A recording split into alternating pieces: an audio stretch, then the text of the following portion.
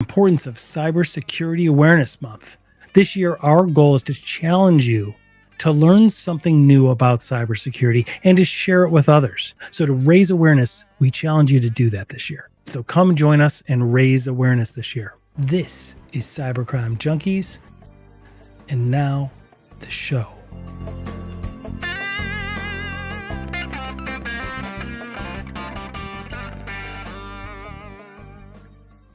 Well, welcome everybody to Cybercrime Junkies Live. We're doing 31 live streams during the month of October to spread awareness. Mark, right. It's been a good ride. We've had a decent year with some great mind-blowing conversations. Absolutely, David. I mean, you look back at some of these episodes that will be airing during Cybersecurity Awareness Month. People like Darren Mott, Scott Augenbaum, former FBI Cyber Division guys with some great insight and input from the field. Brett Johnson, who the Secret Service called the original Godfather. John DiMaggio that went undercover into one of the most notorious cyber gangs out there. Oh my gosh. It's pretty scary. So let's enjoy the ride. Podcast. I am your host, David Morrow. In the studio today is my illustrious co-host, Mark Mosher. Mark, how are you? I'm doing wonderful, David. How are you? Very good, sir. And we are joined by Lester Chng. Lester, welcome, sir. Welcome to the studio. All right. Thank you, David. Mark. Happy to be here. Thank you for coming.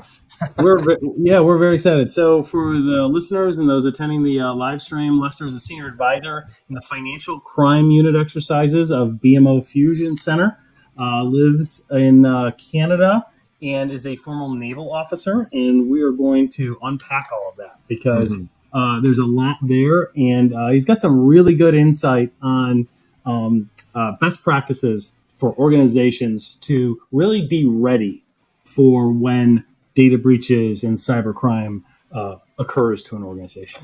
So let's walk us. Let's start at the top. So tell us what your current role is, and then let's walk our way through how you got there.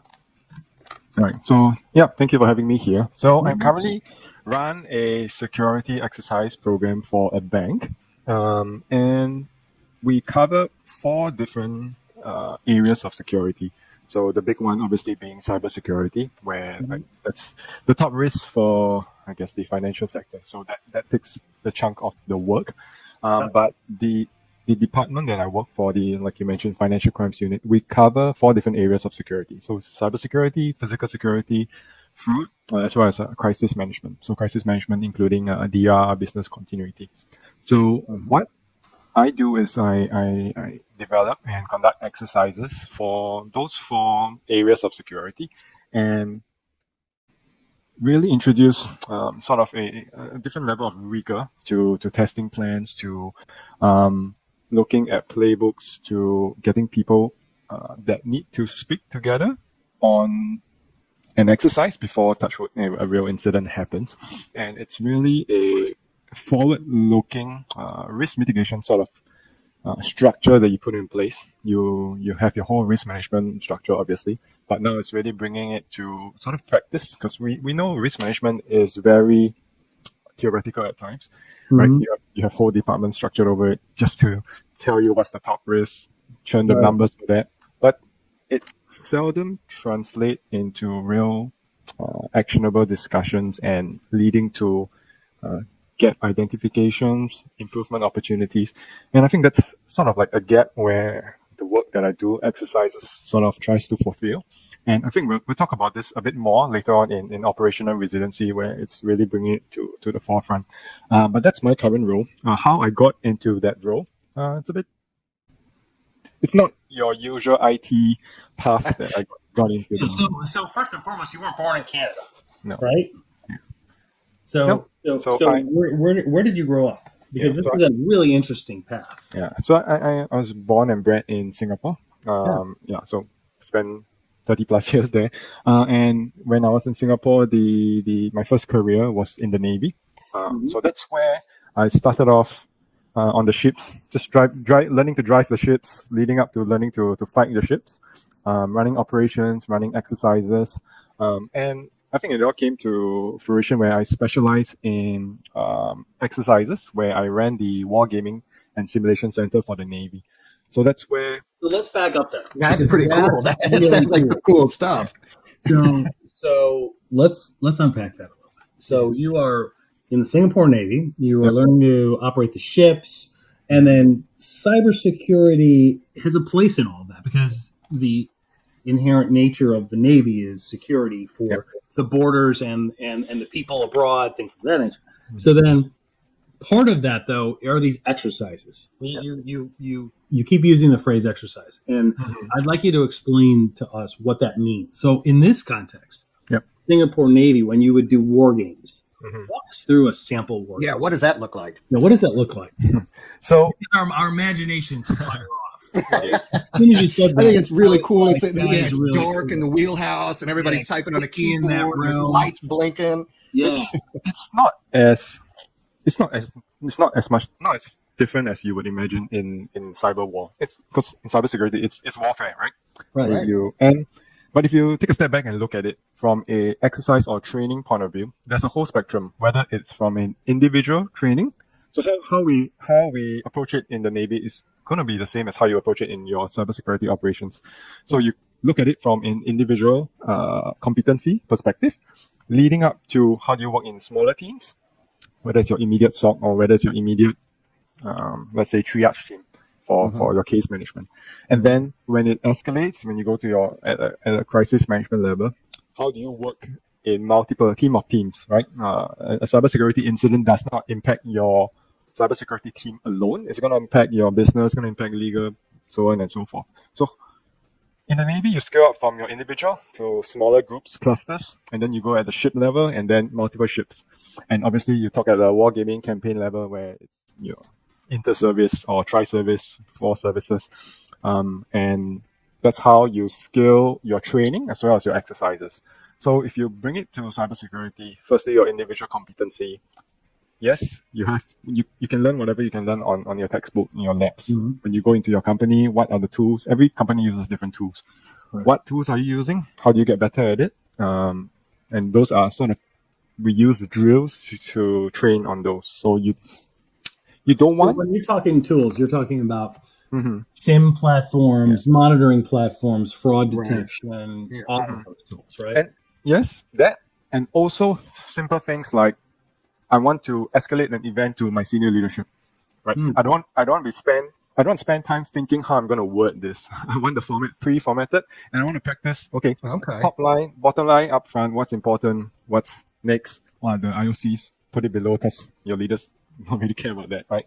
They just want the building an internal business case. Right? We've talked about this in other episodes. Mark and I and my team at our company talk about this all the time, right? Building that internal business case, right? Because communicating internally, especially at the executive level, we can't bog them down with all the gigabit talk and all the technology because then they won't read it. They won't it won't resonate with them. So we need to explain the business impact, explain all of the alternatives to action, not doing it, doing what we recommend, what other alternatives there are, and then applying that to say why we should go with the way that we're recommending. Is that along the lines of what you're saying? Yeah, that's right. And I think, in addition, I think what I was trying to portray is as you scale up the exercises, you're going to have different types of objectives for the different types of exercises, right?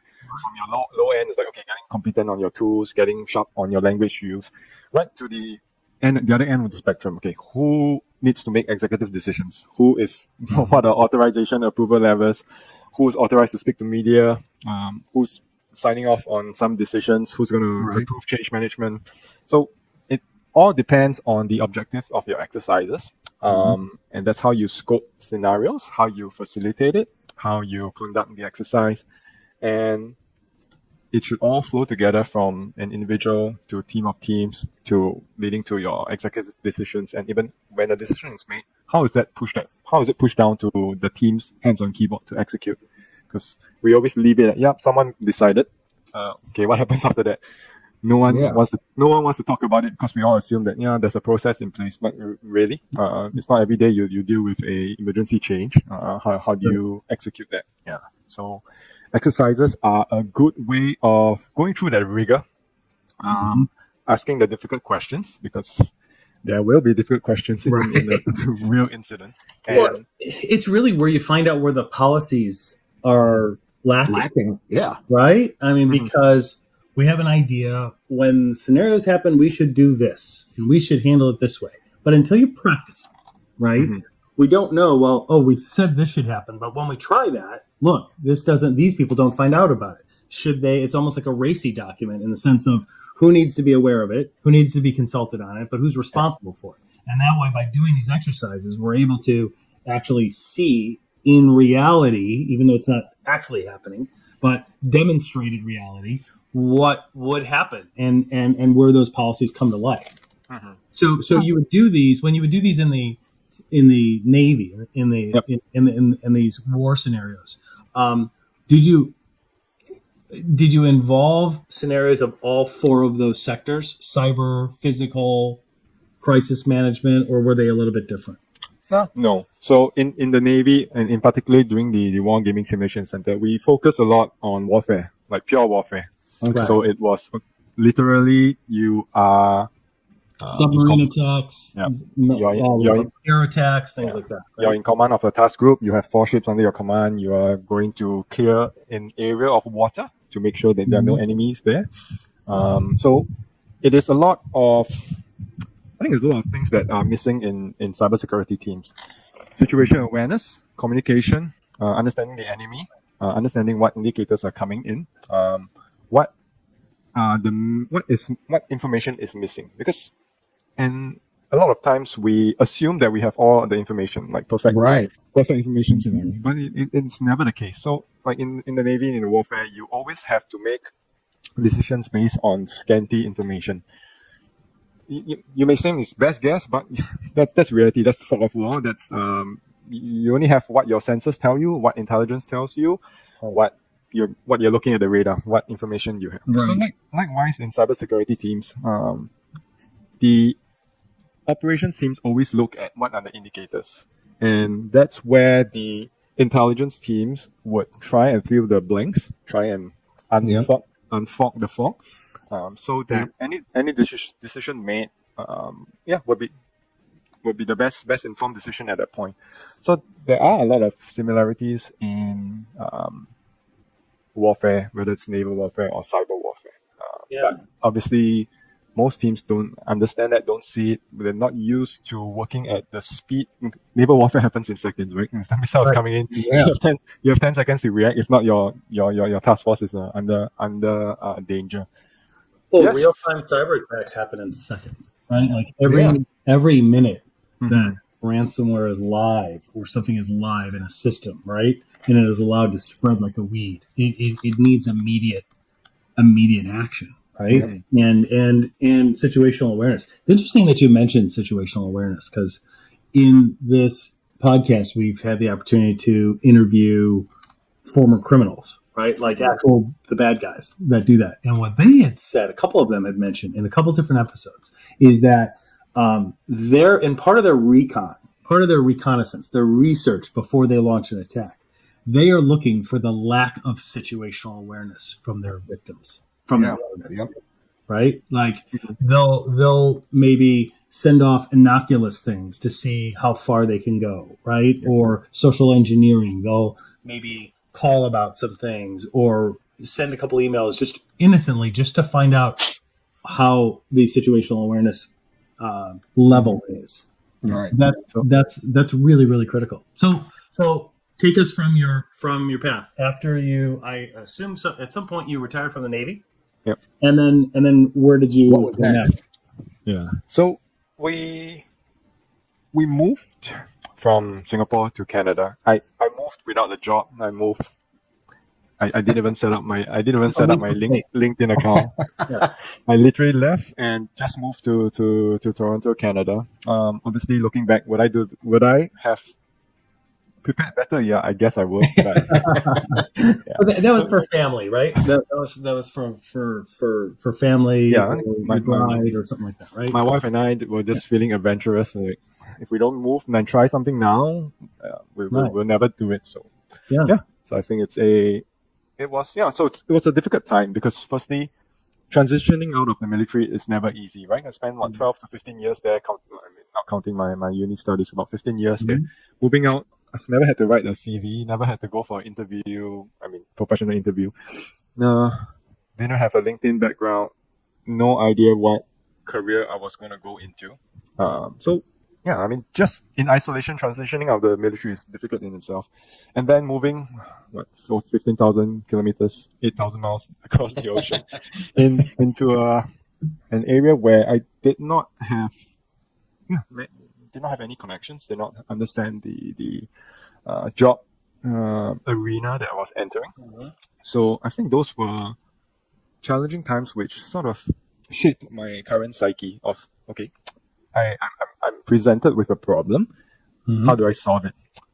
And that's, I guess, attributed to my background of in the military. It's always problem solving every day and breaking So it walk me down. through it. Like, how did you solve it? That was a very brave thing to do. Mhm. So, and it's one that a lot of people can relate to. If they've been laid off from an organization, all of a sudden you have open sky in front of you, right? Mhm. That's almost this feeling of free falling. A lot of us have been there at some points in our lives. So, how did you address it? How did you hone that disciplined background to level up? So I think one of the first things I did was to look at my experience and match it with my interest area. So I think the first area that I went into was project management, because I think it was sort of fortunate that my last tour in the Navy was almost pure project management. I stood up a brand new simulation center. So we were building 8 new ships. So concurrently, we were building a simulation center that was a full mock-up of the bridge where we drive the ship, as well as the combat information center. So it was a full scale whole setup of two full scale ships. So the concept was that our crew would train on the simulation center even before they go out to sea. So you normally don't have that, because I think normal shipbuilding, you run your ships, you build your ship, you go for all your trials. Thereafter, the simulation center will be built to sort of follow on from the first class of ships. Right. But I think we took an approach where let's build it out together. There's no reason why we should wait for the ships to know all the problems before we start fixing it. Let's build it simultaneously. Let's have a closed loop transfer of information between the real ship and the simulation center, so that we immediately feedback what was happening on real time. Not real time, but I mean, as close as possible to the trials. Feed it back into the simulation center, so that the second, third, fourth crew would not be shaking in their boots when they go out to sea, right? Right. They've done that. Because so that was fortunate to be in sort of project management. So that was my first foray into, I guess, my professional career outside the Navy, where I went into a project management office. And I would say I was a bit lucky that the PMO was a cyber PMO. So that's where I got, insights into all the different tools that were being purchased. I think over the last few years, most of the companies were on a buying or spending spree, right? So it was a good time where I had a good overview of all the different types of tools that a large enterprise would need.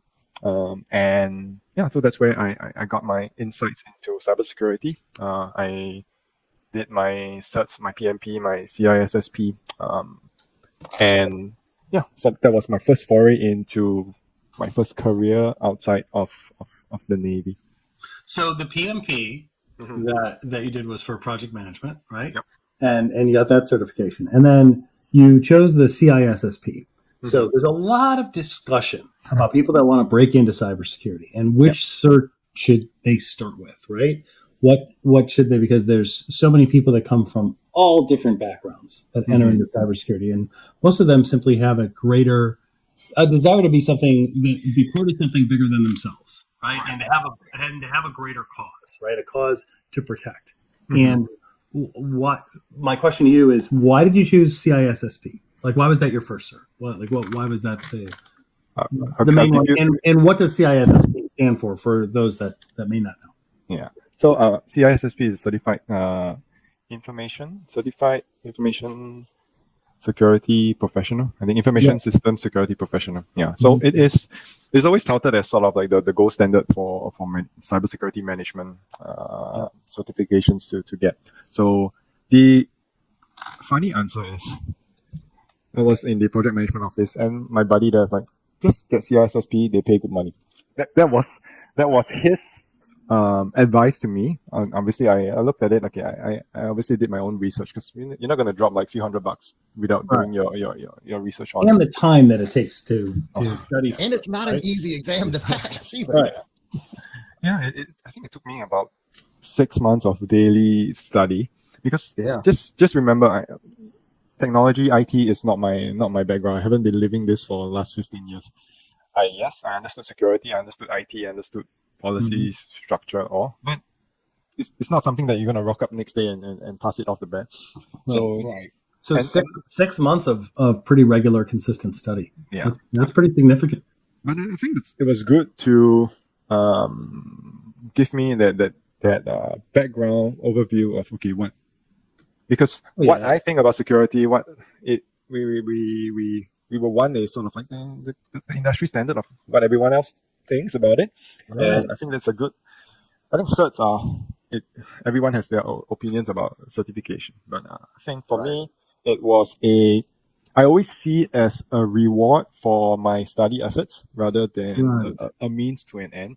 Obviously, there will be advantages to having such certifications. You can't argue that there are no advantages, right? I mean, it's you know what the game is like. Then either you play the game or you don't get out of the game. So well, and not just obtaining the certification, but the study and learning it, and then once you have the certification, then the practical application of it is really critical. And I think why I resonated with CISSP, I was looking at, I guess, fairly medium senior level roles, firstly based on my experience and my interest area, and therefore that was a good match for me to have. I think together with PMP, CISSP, I was looking at it from maybe a cybersecurity project management sort of point of view, and therefore those made sense. Like, I wouldn't have made sense for me to go and get a pen testing certification. Right, like a red teaming. Right, exactly. I mean, you could do that, but for what you wanted, again, the end result that you wanted to do, right? This one was the most logical. Yeah, and makes perfect sense. But even if, like, say, for me right now, even if I don't let it stop you from backtracking and going down specific, I guess, areas or specialized areas. So, like, I'm even looking at Network Plus, A Plus, Security Plus. Okay, right. I may not take the certs, but I'm still studying and refreshing myself on those foundational pieces, because those will never go away, right? It's gonna be there. Right. Whether you get the cert or not, that's a whole other discussion. But the information would still be useful in your day-to-day work. There's so much information out there, so much knowledge available, and even for free. So there's really no excuse to not read up and get comfortable with whatever pillar of knowledge you will want to specialize in. Yeah, no, that's a great. And then you also had some good networking that you did, right? You engaged in LinkedIn, and in the beginning, you said you didn't have much of a LinkedIn presence, like a few hundred connections, and then you shot all the way up to like 15,000. Walk us through that? What did you do? What were some of the things you learned by doing that? Yeah.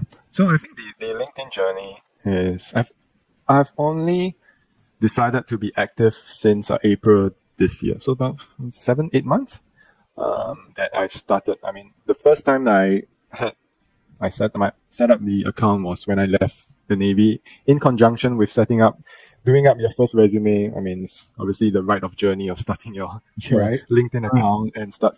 But I wasn't active on it.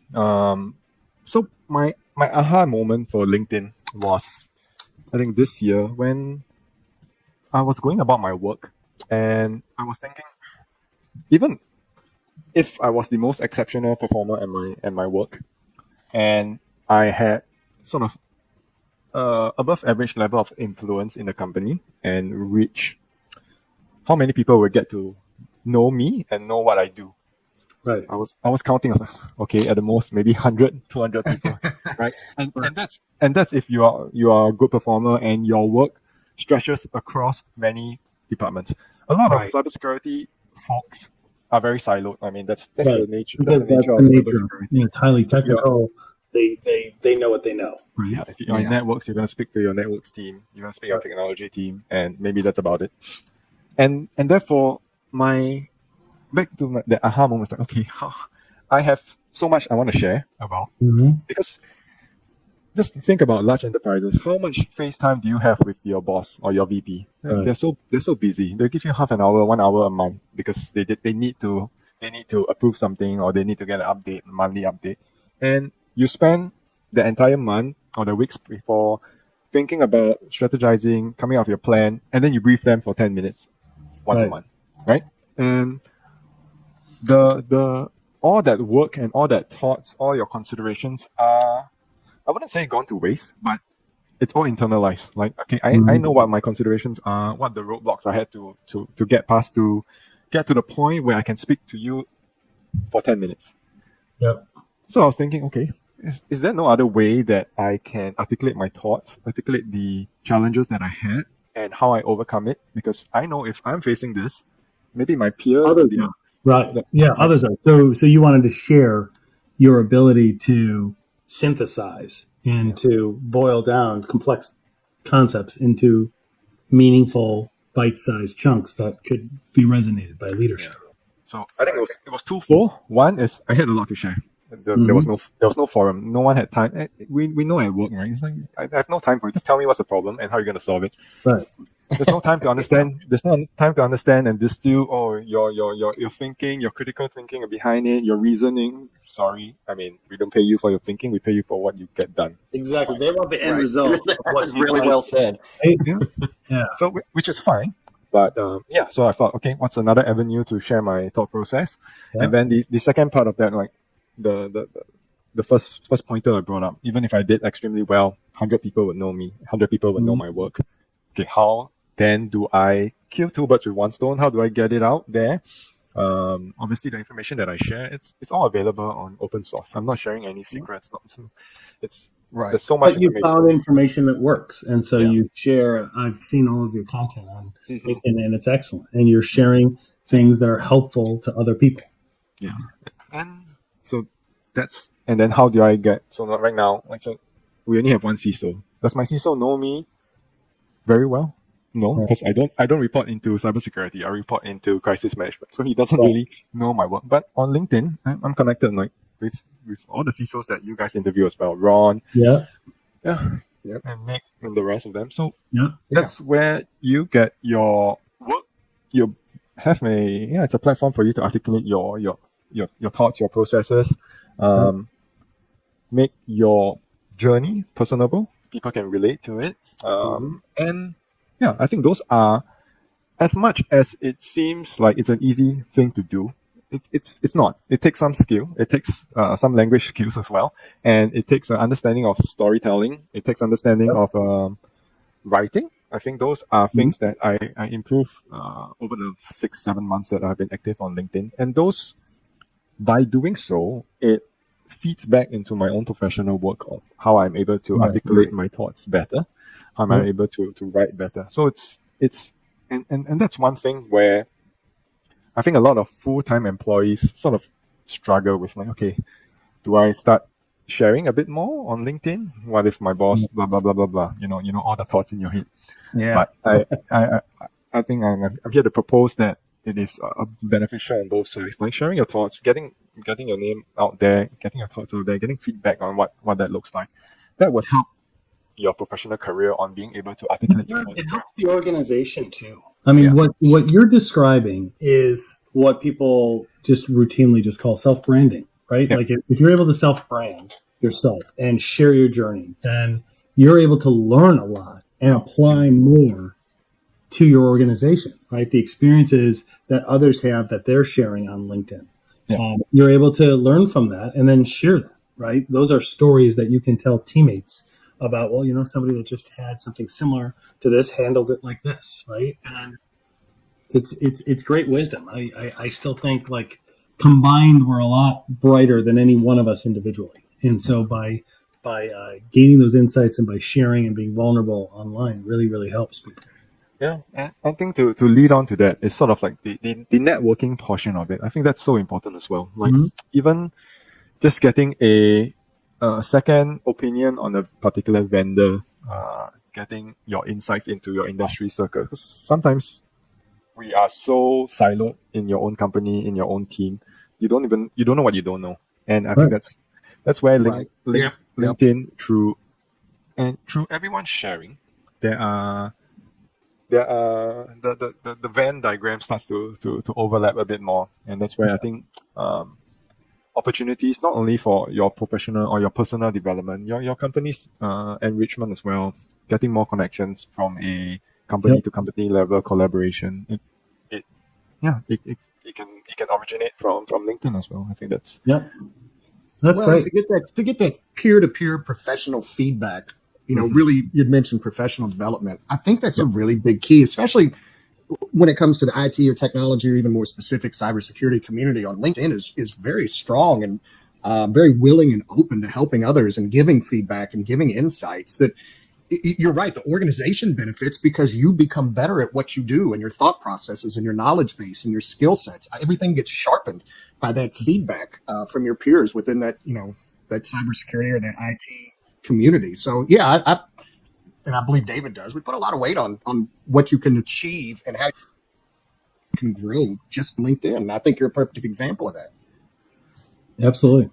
Yeah. So let's shift gears here real quick. So let's Mhm. go into the four main categories of security overall, right? You said Mhm. one was cyber, one was physical, one Yep. was fraud, and one was crisis management. Yep. So cybersecurity, I think we understand, in an organization, how that can be addressed. Mhm. How does the physical aspect engage in some of these exercises that you do? Is it Yeah. physical harm, like active shooter scenarios, or Mhm. is it more physical efforts to defraud an organization?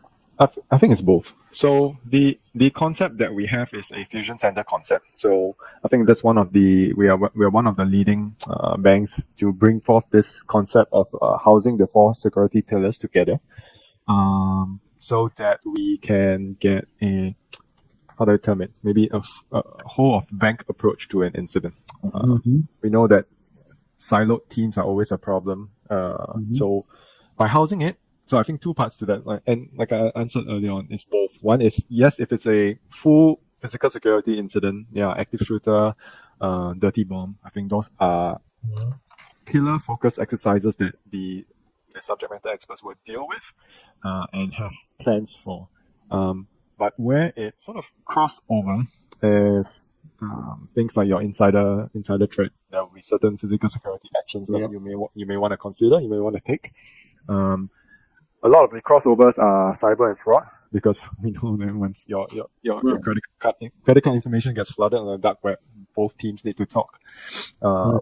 And I think sort of overarching it is the crisis management function, where yes, you have your subject matter experts looking after the different areas, and when it does escalate or when it does involve um, coordination across the different teams, or at a pace or severity that's a bit more than your usual standalone teams can handle. I think that's where the crisis management structure comes into play to provide that cadence of reporting, provide that search resources to help the firefighters fight the fire.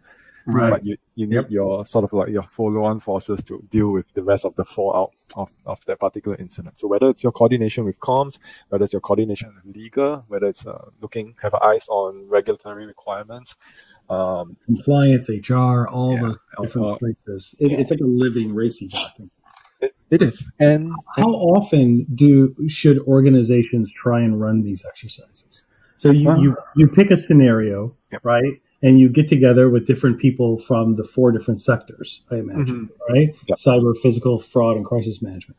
And then you walk through, okay, what do our policies say? Who needs to be called? What happens next? Right? And then so how often is something like this, should an organization aim to do things like this? Yeah, I bet most organizations have never done it. No. So doing it once is clearly a great idea. Yeah. Um, And I think that's running exercises and having a structure to run exercises is a demonstration of the maturity of your security organization, right? Absolutely. And, Yep. Great point. Because like we don't want to be shoehorned into let's run an exercise just to tick a box. Yeah, because that does no good. Yeah, it gets into the discussion of compliance, right? Yeah. Like when somebody's like, well, I need to do a pen test. Why do you have to do a pen test? Well, we have to do one every year. And I'm like, okay, do they really care about being vulnerable and learning about it? Or do they just need to get their task done to check the compliance box? Yeah. Right? I'm always in search of people that actually care, that want to know, right? Because that's part of the overall calling that people have. Yeah. So like I mentioned, it takes certain level of commitment from leadership to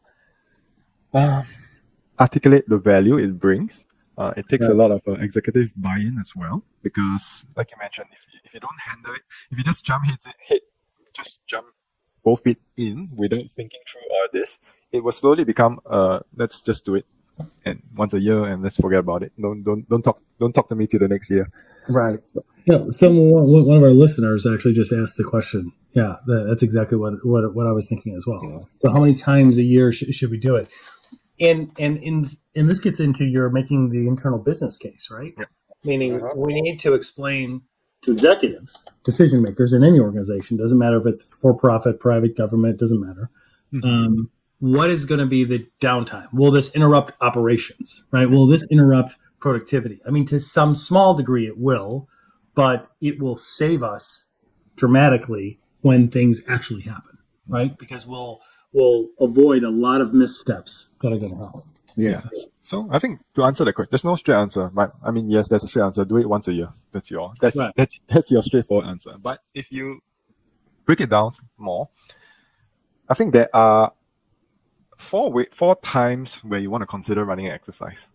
I think one is when you have a significant change of leadership. I think that's always important, because there's such a high turnover in cybersecurity, or even in most companies, right? When there's a significant change either in the numbers or your leadership positions, consider running exercise so that everyone's on the same page and you can move forward, you can sleep well, and we know someone's going to call you if something happens. So that's one. Second is it's also a great way of getting collaboration started with somebody new. Right? Sure. Because then you're in the trenches. You're in the trenches, and you see their problem-solving skills practically metered out. That's good. Especially if I'm a new CISO and I'm taking over a new team, I have my expectations that I want to set. I have my thresholds of when you should give me a call, right? Right. Yeah. And that's where. And running an exercise gives you the opportunity to articulate your prioritization, your area of focus, your style, and what your top concerns are, right? Yeah, absolutely. That makes sense. What can you go ahead and execute? I don't need. I mean, obviously, you should have it all documented in your approval authority, blah blah blah. But I think an exercise is a good time for you to set the direction with your immediate responders. You don't have to have everybody there. You need your frontline SOC teams to be involved, so that you can tell them, these are my concerns. Do this. Yeah, I don't need to approve this. Just go ahead and let me know when X happens. So it's a good opportunity. The second time where you should consider running an exercise is when you have implemented certain number of tools, your teams are comfortable using it. Okay, how does it all come together? How are you all comfortable with? Yeah. How are you all comfortable using it? Do you need to get a whole technology suite, a team that's running it to execute whatever you are thinking about? Like cutting off networks sometimes it's not the security teams, it's your network team, right? Yeah. Shutting down applications. You don't have as much control as you think you have. So once you implement new tools, okay, that's maybe another time to consider it. I think the third time to consider it is when the threat level changes. Okay. Because if you let's say you moved off premise servers to the cloud, now your tech service is different, right? It's probably a good time to do it, or something like that, right? So, like in the military, we are very well oiled to this. Like when your DEFCON changes, your response level changes. Like everyone's like, okay, heighten your readiness, blah blah blah blah blah. Put your missiles to life. So, Yeah. And That's good. when the threat level changes, run an exercise, bring the key people up to speed on, okay, why did the threat level change? What is the current threat? What is the last IOC, last TTP that the particular threat actor or possible threat actors have used? Are we still ready? Are our tools still up to date? Is our vendor's phone number changed? Right. Yeah. So I think that's a good time where, firstly, you can update everyone on, okay, why this has changed, what does it mean for us? Secondly, let's refresh, look at the playbooks, look at the contact list. Is everyone still up to date? And then, once you do that, you can then go back to your comfort level of, okay, we are ready to deal with this change in threat level. Because most of the times, the military does this very well because you're constantly monitoring intelligence and you're shifting your posture to deal with whatever's happening. Sure. The corporate enterprises don't have that concept, right? We deal with when it happens, tell me and we'll fix it. It's not it's not as proactive. I mean, it's trying to be. Threat intelligence is pushing that front where they bring forth what is known, what is unknown, and give you a best known heads up on what is expected. But So if you take no, go ahead. I didn't mean to interrupt. So if you take it to the next level, threat intel can give you the best information that they know. Bring your operations team up to the next level as well. Next level of readiness, state of just it may be a simple. Okay, let's check all your tools again. Was it working? Is it the latest signatures uploaded? Have we swept the last IOCs? Okay, everyone's fine. Then stand down again and then carry on with life. But if there's no rigor, you're just assuming that you're all ready. But we know that things collect dust. Playbooks never get open. So that's good. So let me ask you this: what can small to mid-sized businesses do in terms of this? Like I can see in an enterprise organization, clearly there is you have the resources. You have the resources, you have all the different departments. In a small to mid-sized organization, when I say that, I'm talking fewer than 1,000 employees, maybe 500 or a few hundred. How do they, and sometimes those aren't broken up into different departments, right? Cyber, physical, fraud, those are the four pillars, but there might not be separate people. Somebody might have a couple different roles. What can we guide smaller organizations into doing some of these exercises? Is it different than it is in the enterprise space? Conceptually, it should be the same because the decision makers in your enterprise is going to be you will have decision makers in your smaller enterprises as well. I think what's different is that you are probably going to need a lot of external support for both running an exercise as well as response.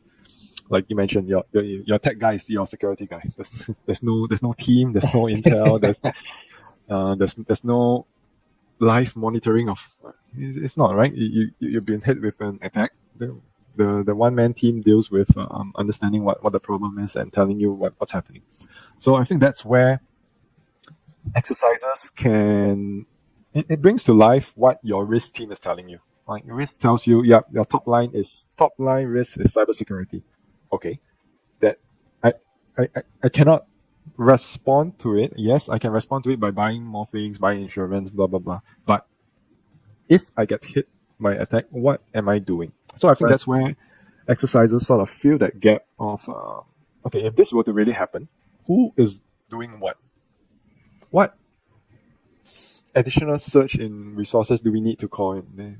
Insurance, yes, you may have a breach coach, and that may change as the attack scenario plays out, right? Like different people might have to get notified at different stages, right? And so so really the answer is even small SMBs should be doing something like this once a year, or at least once every couple of years, or something like that. They should, because I guarantee them a vast majority have never even done it. Some of them don't even have the policies in place in the first place. So once the policies are in place, how do they actually come into fruition in reality? Practice them, right? I think the key is practice it. What would happen if X location was ransomed? what would happen if X location, if we found out there was fraud that was committed by an insider, right? Here, what happens then? Specifically, practice it, right? Yeah. It's great advice. Yeah, and you may discover that, okay, you have a breach coach. Mhm. You don't want to be speaking to him the first time that it happens, right? You want to be speaking early on. Socialize him with who your team is, what are your expected maybe response time, what is his team's capability, whether it's from a forensics or from an advisory, or maybe he's just a pure advisory role, so that your security team does not wait for that hallelujah moment that someone's going to come and save us. No, it's not going to happen. Yeah, exactly. Yeah, so it's better to discover that in a exercise rather than a real incident. That's where you can. That's great advice. That's really, really, really excellent advice. So Lester Chng, thank you so much. This is your journey is a really interesting one, and I think it's inspiring for a lot of people because you've entered into a phenomenal field. You're serving a greater good. You've leveraged you've leveraged social media. You've moved to a different country on the other side of the world and made it happen. And the advice that you have about actually practicing and engaging in these exercises, the application of what you learned earlier on in life is really, really helpful. Yes. It's something that we all need to be driving organizations to do more often. So we really thank you for your time. Great insight. We absolutely appreciate it. Is there anything, any questions you have for us? Any parting words of wisdom for people besides practice these things and practice, and reach out to Lester Chng on LinkedIn. Absolutely, you've got great content, you've got great experience to share, great stories to tell. Yeah, so, and I think just me being on this podcast is a testament to LinkedIn, testament to networking, and testament to getting your brand out there. And like I mentioned at the start of the call, I thank you both sincerely, and I don't take such opportunities for granted. So thank you. Well, it's not the last time we're going to talk, my friend. So we do roundups with a lot of our guests after. So we will be talking again soon, I'm sure. Yeah. So, all right. Well, thank you so much. We appreciate it. Have a great rest of everybody's day. Okay. Thank you. Thank you, everybody.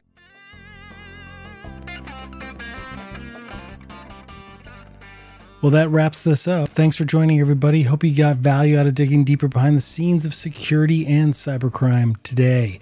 Please don't forget to help keep this going by subscribing free to our YouTube channel at Cybercrime Junkies Podcast, and download and enjoy all of our past episodes on Apple and Spotify podcasts so we can continue to bring you more of what matters. This is Cybercrime Junkies, and we thank you for joining us.